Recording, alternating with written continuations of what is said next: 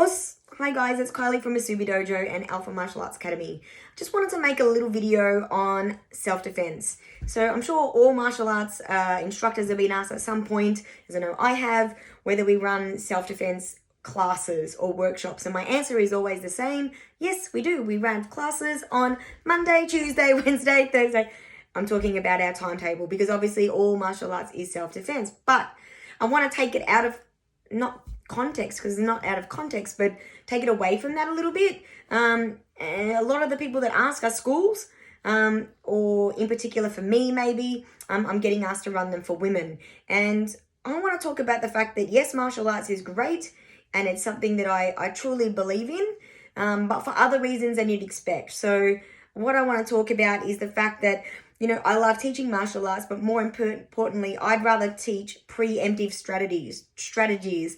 What I mean by that is I want to teach all the stuff that you need to know beforehand, before you need to use the physical stuff.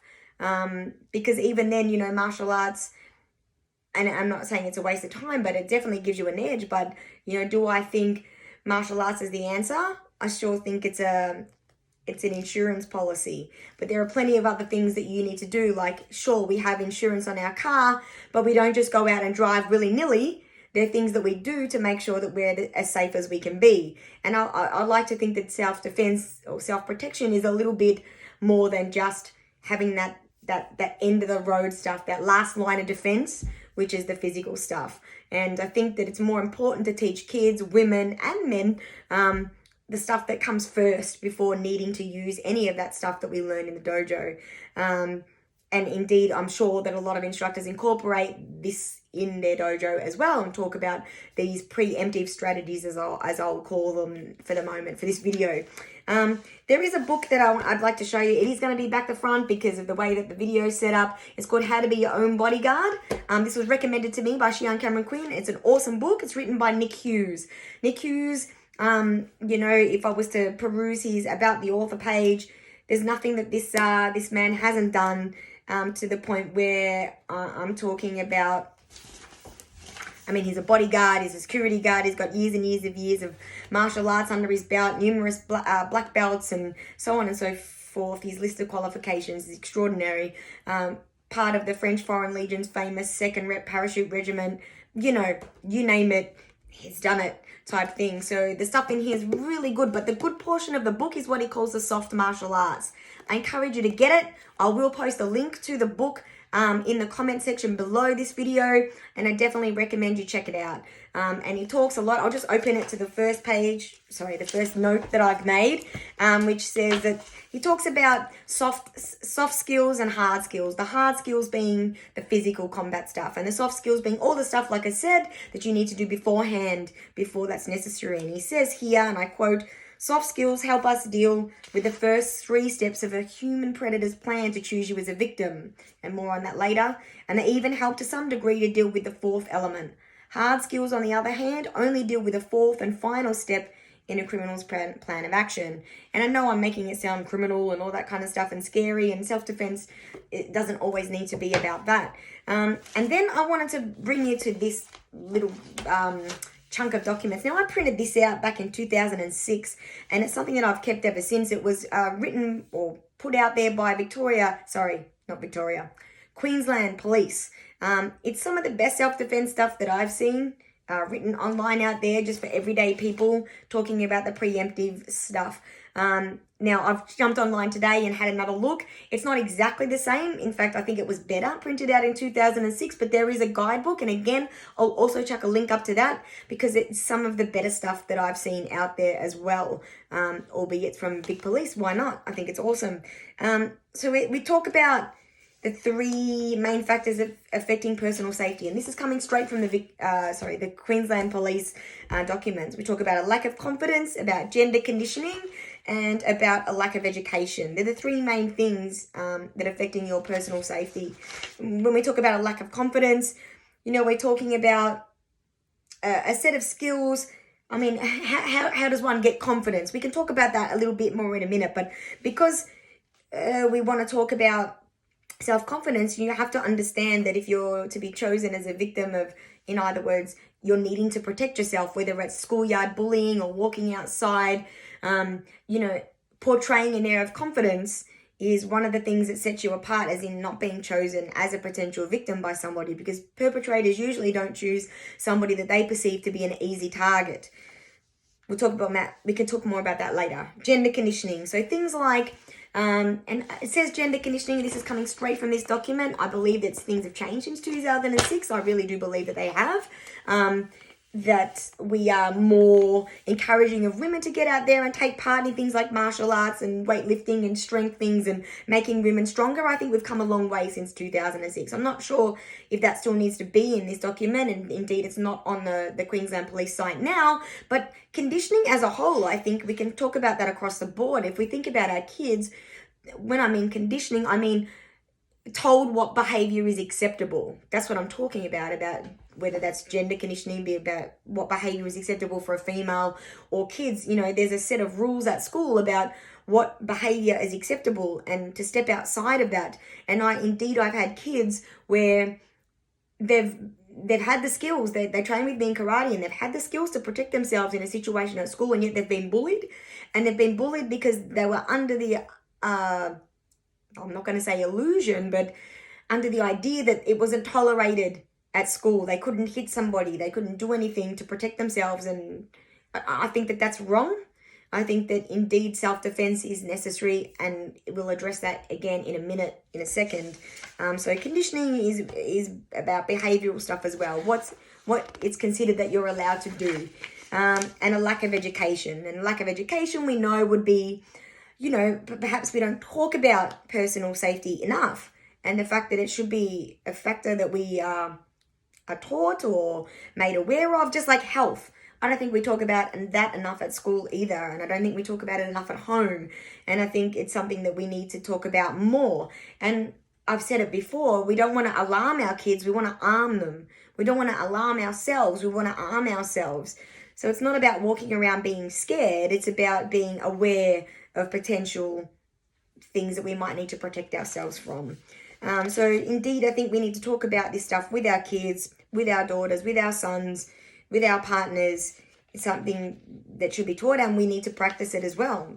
And we're talking about the hard skill sets. But the other core concept of personal safety, again, talking straight out of this book, the right to safety. You need to know that you have a right to protect yourself. This is what I mean about behavioral conditioning. You need to know that you have the right to protect yourself, and you shouldn't question that in a moment where you think, oh, I can't speak up or I can't do something to protect myself. That's going to be a problem if you're talking about your personal safety. If that's something you're second guessing at a time when you shouldn't be second guessing what you're about to do, or you're taking action to protect yourself, this is a problem. So you need to understand that you have a right to safety and that you have a right to self-defense. Keep the fear of violence in perspective. So we need to understand that for the most part, we're always pretty safe. It's like most of the time when we drive the car, we're fine. It's rare that we have an accident, provided that we take the necessary cautions, right? And it's the same with your personal safety. Most of the time, you're fine. Not everybody walking outside is a bad person that we need to protect ourselves from, but we need to know that it's a possibility, and just be aware of things that we can do to prevent ourselves being in that situation. And then, of course, as a last line of defense, knowing that you have a right to do something about it should that need arise. But like I said, keep it all in perspective. So just some little, not hints or tips, but some facts. The women are more likely to be assaulted or in a position to need to defend themselves by someone that they know. So it's less likely that a woman is walking down the street and something's going to happen to them. Or, I'm talking about adults here, yeah? Men more likely to be assaulted by someone that they don't know, and usually at a licensed public premise. So a bar, a nightclub, something like that. Not saying it doesn't happen outside of these circumstances, but these are just statistics, right? So more than likely. And the likelihood of anything happening to you decreases exponentially with age. So for females, from the age of 19 and above, and for males, from the age of 19 and above, your risk of being in an incident or assaulted decreases significantly. So just keep those things in mind. Commitment. We need to be committed to our own personal safety. So it has to be something that you are concerned about on an ongoing basis. It's not something that you do. This is why I say a one weekend self-defense course is not it. I don't believe that that's it. I think it's something that you need to be, and I'm not saying you should never do a self-defense course because there's tips and tricks in there, but if you do that course and walk away and never think about it again, it's done you virtually no good, I think. It's something that you need to be committed to and thinking about often, or just aware about. And I guess that comes down to habits too, doesn't it?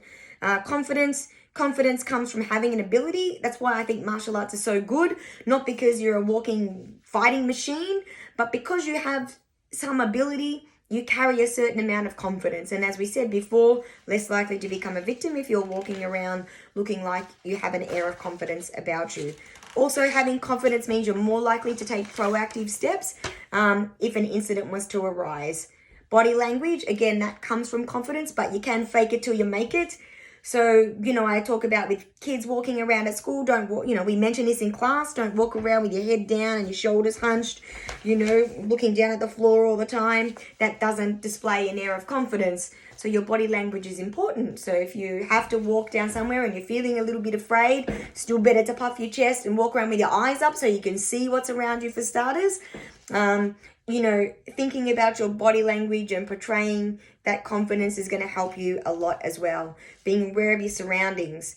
So when you go places, particularly if you go somewhere new, say you've gone, I'm talking to teenagers or whatever, you've gone to a party. You should know where the exits are. You should know how to get home. You should know where you are. You should know where the bus stop is. You should know where a phone is. If you don't have one of your own, that doesn't happen so much these days, but you should be aware of your surroundings and how you can keep yourself safe in that environment. Shopping centers, you should know how to get out. There's a reason why every time you get on a plane, they tell you exit, exit, exit. You should always be aware of your surroundings and know how to keep yourself safe in that situation or that place. Trusting and acting on instincts, I think this is huge. Trusting your gut. We talk about this often. You've heard the expression. But if you're in a situation where you don't feel right, do something about it. And like I say, it's much better to err on the side of caution in that situation where your personal safety is maybe threatened. For instance, say you're walking down the street. You're with one friend or you're by yourself, worst case scenario, and there's some people up there that look dodgy and you've got a bit of a feeling inside. It's better to cross the road if possible. It's better to cross the road and avoid that situation if you've got a feeling about it. Or maybe you go to a party with some friends and you get there and some people are acting weird and you're just like, this doesn't feel right. Now you could stay at that party. You might be fine, but something might happen later and you went, I knew it wasn't right here. You didn't trust your gut and you didn't follow your instincts. So if you feel like something is wrong about a situation or indeed about a person, you don't need to be rude, but you can excuse yourself from a situation and you don't have to talk to people and you don't have to be in someone's presence. You can always remove yourself from this situation and find a way to do so without causing a problem. But trust your gut, go with your gut, trust your instincts. It's like I said, it's better to err on the side of caution in this regard. Assertiveness. This is a big one, and this is something I want to talk about a little bit more. Assertiveness, not aggression. So assertiveness means being able to speak up, and I think this is huge. Yeah, like I said, if you're feeling a bit, if your gut tells you something and you're not confident or you don't feel like you can assert yourself, then you're less likely to remove yourself from that situation. And I think this is something that we can teach our kids to practice really early on. I taught a group of girls at the start of the year as part of some holiday training, self-defense for young girls, some seminars, and we talked about just little things, learning to speak up, and something we should encourage our kids to do, learning to speak up. If you're given something, say you go to the shop and you're shortchanged, and there is a tendency to go, oh, I'm not sure, so I'm just not going to say anything. You don't have to be rude, but you can say, oh, sorry, I thought I gave you this. I thought I was going to get $5 change. That's just the simple little things that you can do to practice asserting yourself. If you don't like a teacher's giving you back something at school and they've made comments on it and you're not happy with the comments that you've written, go to the teacher and you can be polite and just say, oh, excuse me, miss, I don't understand what you've written here. Can you explain? You know, that's a sign of assertiveness. It's asking questions and speaking up. And I think speaking up is huge. You know, for example, if we talk about our kids' safety, maybe they're doing something online, maybe they're speaking to people online, maybe they shouldn't be, but for whatever instance, they find themselves talking to someone online and someone says something inappropriate to them. They need to know that they can speak up and say, that's not okay. And then we hope that they have that trust that they can come and tell us that something's not right. But again, it's having that confidence and being able to assert themselves and speak up and say, this is not right, you know. And the next point that they make on here, again, I'm reading straight from this list, is, well, I'm elaborating, networks. So it says here, nothing is so awful that you can't talk about it with someone. So make sure that you have that friend that you can talk to, or that family member, or that parent, or that teacher, or somebody in your life that you can turn to and say, hey, this is happening and I feel unsafe. Or know that if you're out somewhere, maybe teach your kids. I saw something online. In fact, I shared it the other day. You know, if a kid is out and loses his parents, or I don't know, you're out in public by yourself because maybe you're old enough but you're not an adult yet, and something makes you feel uncomfortable. There's no police officers around. Find a mother with kids. The advice was find a mother with kids, because you would expect that there would be someone that you could at least trust. And maybe you'll be left alone because it just looks like you're part of that family. So know that there needs to be someone that you can approach in a given situation. And I talk about with networks, with teenagers stuff, it's really, really important to have a friend, or I talk about code words. We can have code words with our parents. It's great to have a code word with your kid, so that, say, you couldn't get to school to pick them up on time one particular day, and so somebody's there and might say, hey, you're coming with me today, a stranger. And, you know, these days, stranger danger isn't as what's the word for it? Not harped on or talked about, because we don't want to be rude. But if someone's a stranger, I know, you know, it's nice to talk to new people, and it's a, what do you call it? It's a delicate balance of, yes, it's nice to talk to people, but you're a child and you're in a delicate situation. Stranger danger is better. Err on the side of caution in these in personal safety.